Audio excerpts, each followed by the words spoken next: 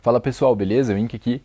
Esse vídeo vai ser para ensinar vocês, aliás, não vai ter formato de vídeo, vai ser mais um áudio mesmo, mas o objetivo é ensinar vocês a narrar prova de fogo para ranking E. A gente já tem um vídeo ensinando a narrar prova de fogo para ranking F, vocês gostaram bastante, vocês pediram para eu gravar esse vídeo de ranking E para poder agilizar as coisas no servidor, então vamos lá. Se para narrar uma prova de fogo de ranking F, eu preciso que o jogador tenha noção da própria ficha, então para narrar uma prova de fogo de ranking E, isso não é o suficiente para mim. Eu preciso que esse jogador não apenas tenha noção da própria ficha, mas saiba interagir no cenário.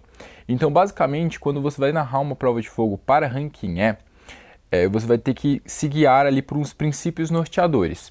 E quais são eles? É a finalidade desse ranking. No ranking E, o jogador ele vai estar entrando em uma nova fase. Essa fase vai permitir ele acessar subclasses, vai ter um nível de dificuldade muito maior. No ranking E, os personagens já começam a ter uma relevância maior. Então, por questão de nível de força mesmo, eles já ficam muito superiores a uma pessoa comum. No ranking G, a diferença entre um civil, um bandido comum, um guarda e um aventureiro é inexistente, ou muitas vezes o aventureiro está abaixo, né, dessa categoria. No ranking F, ele já começa a se equiparar. Já no ranking E, é muito difícil encontrar uma pessoa, um civil, que tenha o nível de força, o nível de poder de um ranking E. Então, por que a gente geralmente, quando está no ranking E, eu, pelo menos como mestre, gosto de colocar os personagens em situações onde eles são ali, né, figuras que influenciam o seu mundo ao redor? Porque, de maneira geral, a maior parte das pessoas, sejam elas guardas de cidade, civis de vila ou mesmo bandidos e comerciantes, não estão acostumados a lidar com pessoas que tenham dominância ali sobre faculdades como maestrias e magia e afins.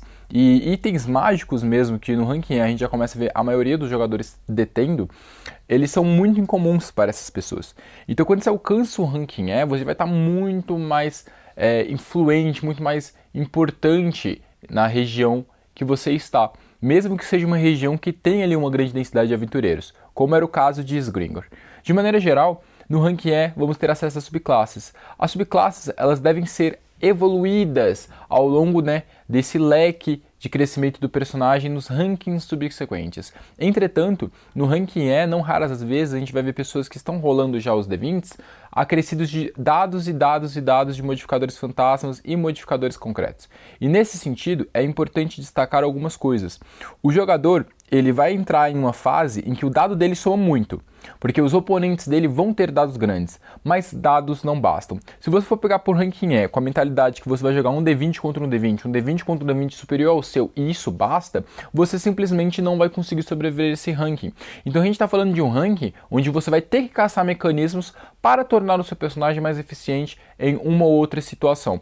Então, de maneira geral, se eu tenho como função ser um guerreiro, e a minha função como guerreiro não necessariamente ele é o DPS, mas sim segurar ali o avanço dos inimigos, não como um guardião, mas como aquele guerreiro combatente híbrido entre defesa e ataque, então eu tenho que buscar mecanismos durante essa minha ascensão, durante essa minha caminhada dentro do jogo, que me permitam fazer isso, seja por meio de itens, seja por meio de perícia, seja por meio de habilidades, ou mesmo magias, entre outras coisas. Se essa é a minha vocação, se esse é o meu objetivo, então não basta para mim conhecer a minha ficha, porque isso é o mínimo. Agora eu preciso saber como a minha ficha ela vai influenciar no mapa, como a minha ficha vai influenciar nos detalhes do cenário, como a minha ficha eu posso criar combos com ela, como eu posso me vangloriar da minha profissão, que muitas vezes eu já tenho uma profissão no ranking E, como eu posso me vangloriar do próprio status da minha classe, não necessariamente da capacidade que tem ali nas minhas habilidades, as quais eu investi pontos de habilidade, mas o status mesmo da minha classe, da minha raça. Se eu sou um guerreiro, então como eu posso utilizar a estética do guerreiro para, além do dado, conseguir mudar esse cenário?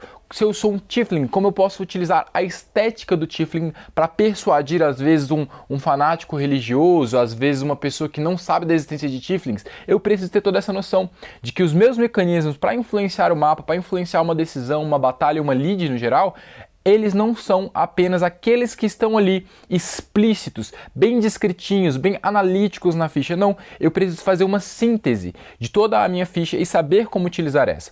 Então, qual o principal foco de um mestre que visa passar alguém para o ranking F? É muito mais objetivo do que parece. Você vai empregar ali uma questão de um obstáculo para esse jogador ele enfrentar, e durante esse enfrentamento do obstáculo, você vai cobrar do jogador que ele tenha ciência da própria raça, que ele tenha ciência da própria classe, que ele tenha ciência do inventário dele, que ele tenha ciência da ficha dele, mas além disso, que ele consiga fazer algo que mostre para você, mestre, que ele sabe utilizar todos aqueles pontos da ficha dele sem grandes dificuldades. Porque essa é a principal questão. Não é só, cada decisão que tu vai falar pro rapaz fazer, ele vai ter que olhar a ficha dele, ele vai ter que ver ali, nossa, eu tenho um sabão no inventário, quem diria, eu não sabia. Não, não é isso, o cara já tem que ter a ficha dele na cabeça, ele tem que ter a ficha dele ali decorada, ele tem que ver uma situação em que ele pode interromper um ataque, ele tem que lembrar daquela habilidade que ele ganhou no ranking G, que dá a ele uma possibilidade de interromper esse ataque, porque o que vem acontecendo muito são jogadores que têm ali fichas bem estruturadas, porém bem diversificadas, porque é normal que tenham fichas bem diversificadas, até porque os mestres às vezes dão habilidades, dão vantagens para esses personagens, então não necessariamente a ficha de um jogador ela vai seguir para uma direção só. Porém, no caso dessa ficha não seguir uma direção só, o mestre ele vai olhar a ficha do cara, ele vai às vezes já ter conhecimento das habilidades desse cara, de uma habilidade específica por causa de missões anteriores, então às vezes nem precisa olhar a ficha, e aí esse mestre ele vai colocar um desafio que para o mestre o jogador vai lidar facilmente porque ele tem a habilidade X. Mas muitas vezes, isso já aconteceu comigo muitas e muitas vezes, que eu brotei um desafio sabendo que uma habilidade específica do jogador saberia lidar com esse desafio, e aí o jogador parece que não lembra, parece que não sabe que tem aquela habilidade, parece que não vê que aquela habilidade ela vai estar somando ali. Outro ponto muito importante para você passar para o ranking é você saber se a interpretação do seu jogador tá plausível, tá racional, tá razoável para com as vantagens, desvantagens e características dele. Ora, se eu tenho um personagem que ele é humano, eu espero que esse humano, por questões culturais dentro do jogo, tenha ali certa coragem, certa finalidade mesmo de conseguir obter ali, né, uma discussão diplomática, de conseguir uma vantagem numa negociação, de não ter medo de expor a própria face. Agora, se eu tenho um personagem que é um orc de 3 metros de altura, que é um completo estúpido, e eu broto pra ele que a única solução parece ser uma solução diplomática, eu espero de verdade que esse orc entenda que diplomacia não é o forte dele. E se ele for investir a solução nessa linha, ele vai fracassar. E os jogadores precisam ter essa noção, porque até então, nas missões de ranking G e ranking F, até nas de ranking F mesmo, a gente tem o costume de botar uma linha. Já com a solução do problema, já está entregue. O que o jogador precisa fazer nesses rankings é alcançar essa solução. O mestre coloca a solução. Nossa, vocês precisam salvar a princesa Diana. E aí você vai ver ali alguns problemas para conseguir isso. O jogador precisa solucionar esses problemas, mas o problema mesmo ele já sabe qual é. Tem que salvar a princesa Diana. Agora no ranking E não. No ranking E, o mestre tem que estar preocupado em criar o problema. A solução fica a critério do jogador. E isso é algo que vai facilitar muito o trabalho do mestre durante a narração da prova de fogo, porque ele vai ver, beleza, essa é a tua intenção? Tá joia, pronto, criei o cenário, se vira. E é isso que o jogador precisa fazer, ele precisa se virar, ele precisa pensar fora da caixa, pensar muito além do que, essa habilidade que tem tanto e essa habilidade que tem tanto, eu vou ficar rolando dado. Não, precisa saber a hora de atacar, precisa saber a hora de defender, e precisa saber a hora de abrir mão de um ataque para favorecer um segundo ataque, precisa saber a hora de diminuir o DPS do oponente, de simplesmente recuar, de esperar reforços, de atacar, de avançar, se vai ou não enfrentar um inimigo. Todas essas decisões, elas precisam ser tomadas. E na prova de fogo de ranking tem uma coisa que precisa ser forçada, que precisa ser colocada ali de maneira que você vai julgar se esse jogador merece passar de ranking ou não. Que é algo que vai testar a capacidade do jogador de pensar como o seu personagem. Geralmente eu faço isso colocando algum tipo de situação onde seria estúpido agir como personagem, e aí o jogador inevitavelmente acaba cometendo metagame e não age como personagem. Cria ali uma desculpa para não agir segundo a personalidade do personagem. Cria ali uma desculpa para não agir segundo as desvantagens do personagem. Cria ali uma desculpa para poder fingir, não, beleza, é que o meu cara que tem um ódio muito frenético por mulheres, ele simplesmente decidiu não atacar essa mulher que tá chamando ele de filho da puta. É porque ele tá com um pouco de dor de cabeça. Não, cara, você tem que ser fiel ao seu personagem. Se você tem um personagem que ele tem um ódio imenso por ganistas, que ele tem um trauma relacionado a isso, e você tá vendo que o ganista tá dando um tapa numa criança, o teu personagem ele não vai pensar, não, mas os ganistas do Inc geralmente eles são, né, um D20 mais 5 mais 2 D6, é meio difícil. Não, o seu personagem vai querer resolver isso de alguma forma. Não adianta só você falar, não, não, mas meu personagem é isso, mas não é burro, não sei o que. Às vezes o personagem é burro sim, às vezes não é uma questão de autocontrole, e você precisa colocar situações que vão fazer o jogador, às vezes, fazer algo muito arriscado, algo muito inconsequente, mas que é algo válido segundo as condições do personagem dele.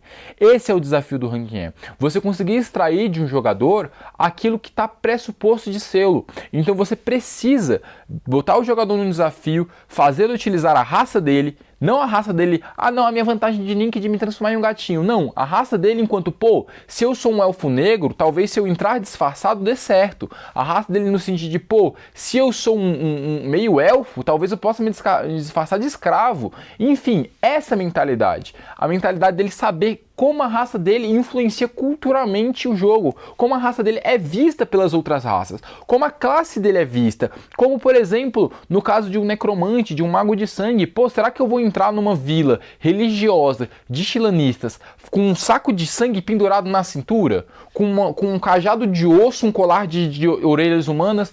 Ele tem que ter essa noção.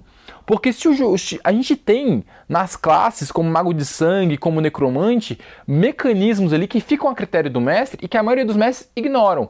Que é, por exemplo, o caso de necromantes poderem ser facilmente espancados, magos de sangue idem. E aí você coloca, muitas vezes, uma missão em que esse cara vai ser o herói de uma vila. Um mago de sangue para salvar uma vila, ele vai ter que fazer todo um trabalho para obter a confiança dos moradores daquela vila. E isso você precisa introduzir, isso você precisa forçar, que é para ele entender o que ele é. Se ele não entende o que ele é, o seu jogador não vai saber interpretar o personagem dele, o seu jogador vai ficar mal acostumado, e aí quando um mestre quiser colocar esses mecanismos, ele vai se sentir perseguido, seu jogador não vai saber fazer o que tem que ser feito. A realidade é essa. Às vezes, o simples ato de você zoar o cabelo do personagem já vai mostrar pro jogador, putz, é verdade, né? O cabelo do meu personagem é rosa, por exemplo, dando um exemplo aqui do Doppio. O cabelo do meu personagem é Doppio, né? É rosa. Isso é realmente meio patético aqui nessa vila, a pessoa acha isso estranho. Enfim, qualquer coisinha que você faça o jogador acordar pro formato, pra aparência, pra raça, pra classe, pra estrutura social que o jogador tem, é bom. Porque aí o jogador vai começar a pensar como o personagem. E é isso que a gente quer no ranking E. Porque no ranking E, as decisões pesam muito. Estamos falando de decisões que vão influenciar organizações, pessoas, povos, nações inteiras. Então a gente precisa de decisões que sejam pensadas e sejam leais. Porque vamos supor que um personagem de jogador entra pro livro de história. Porque, eu não sei se vocês sabem, muitos dos personagens que eu narro hoje, eles são personagens que foram de jogadores em outrora. Então, quando eu narrava em Aldan, por exemplo, tem um outro personagem que eu vou mencionar, que eu já mencionei, principalmente pro Bob, por causa das missões dele, mas que eu já mencionei em game, que eles, na verdade, pertenciam a jogadores. E eu sigo aquela linha de personalidade nesses personagens. Agora, você imagina se você é, por acaso, um orc como um orc que você é, e você faz ações, tem atitudes grandes, de grande impacto no mundo, mas que não condizem nem um pouco com um orc. Isso influencia o mundo. Quando alguém for contar a tua história, alguém vai pensar, mas o cara era um orc e fez isso? Nossa, que orc estranho. E vai ficar inválido, vai ficar com aquele déficit de atenção por parte do mestre, por parte do próprio jogador que tomou esse tipo de decisão. Então, mestre, preste bastante atenção. Quando você passa alguém pro ranking E, você está me dizendo, você está dizendo para todo mundo do servidor que aquele personagem, por parte do jogador, ele é bem controlado, ele é fiel à ficha dele, ele tem noção de quem ele é e ele não comete metagame. É isso que você está me dizendo. Porque na hora que chegar um jogador ranking E, é inevitável passar um ou outro, tá, pessoal? Mas na hora que chegar um jogador ranking E, numa missão minha, e eu perceber que, o cara não sabe fazer nada, velho. Eu vou ficar como? Eu vou ficar, que merda é essa? Eu tô aqui querendo narrar uma missão para ranking E e vai ter TPK por causa que os caras não sabem fazer nada. Os caras não sabem verificar uma armadilha atrás de uma porta dentro de uma dungeon.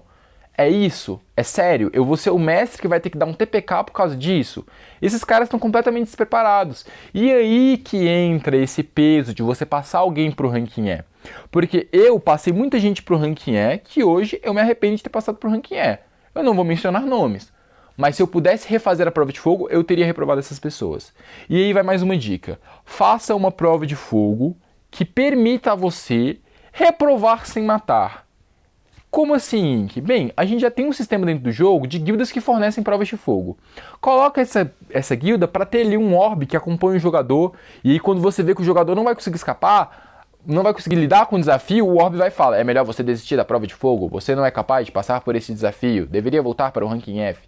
E aí dessa maneira o jogador vai, porra, até a guilda tá falando isso, vou ignorar. E aí, se você mata ele, você tá sem peso na consciência, porque você avisou, entendeu? Cria um mecanismo que permita ao jogador desistir sem morrer. Porque você criar um mecanismo onde a desistência vai levar morte, onde a desistência vai fazer ele abrir mão de um monte de coisa, muitas vezes vai fazer com que o jogador se mate, porque pra ele vale mais morrer do que perder o personagem dessa forma, entendeu? Então, crie mecanismos que te permitam reprovar um jogador sem necessariamente matá-lo. Vou narrar uma prova de fogo para uma equipe, você não é obrigado a passar todo mundo, entendeu? Você pode chegar no fim da prova de fogo, você passou e você não. Você foi carregado a missão inteira, você não passou. Pronto, acabou. Fim. Não morreu, mas não passou. Só isso. E aí fica muito mais fácil lidar com esse tipo de situação.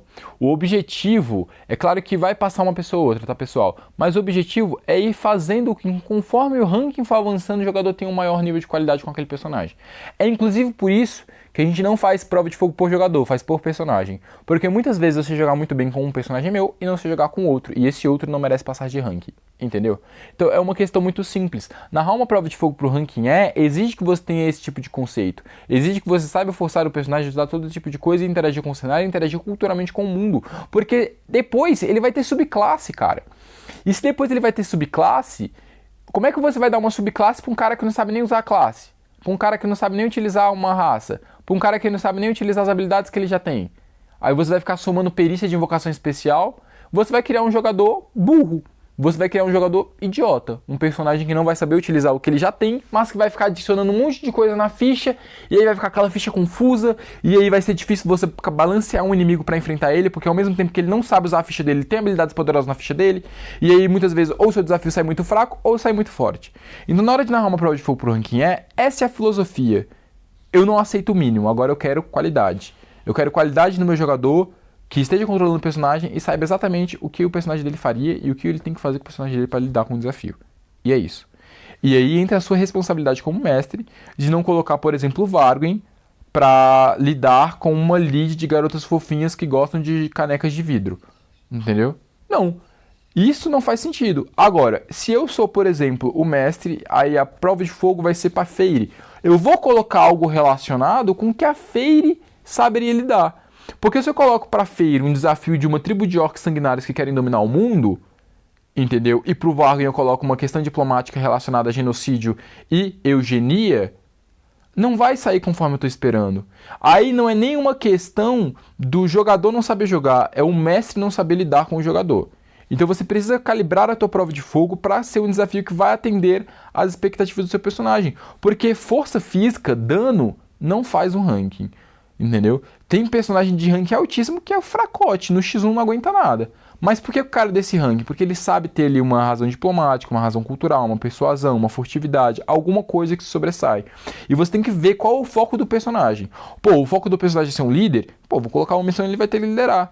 O foco do personagem é ser um cientista? Vou colocar uma missão onde ele vai ter que saber fazer esse silogismo. Agora, o foco do personagem é ser o cara mais forte de todos, meu irmão, então ele vai ter que testar essa força toda. E assim por diante. Não é difícil narrar uma prova de fogo pro ranking só tem que ter cautela. Tendo cautela, sabendo que desafio que você vai colocar, você narra a prova, reprovou ou não, aí já não é mais problema seu, e a vida continua, simples assim.